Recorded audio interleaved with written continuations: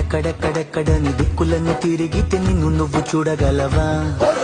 కరుణతో కరిగిన మది మందిరమున కొలువై నువ్వు లేవా?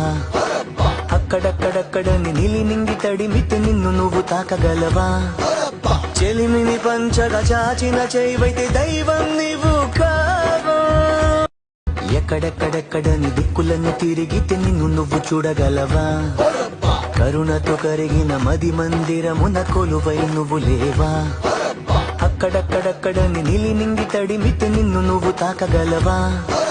చెలిమిని పంచగా చాచిన చేయివైతే దైవం నీవు కావా? ఎక్కడెక్కడెక్కడని దిక్కులను తిరిగితే నిన్ను నువ్వు చూడగలవా?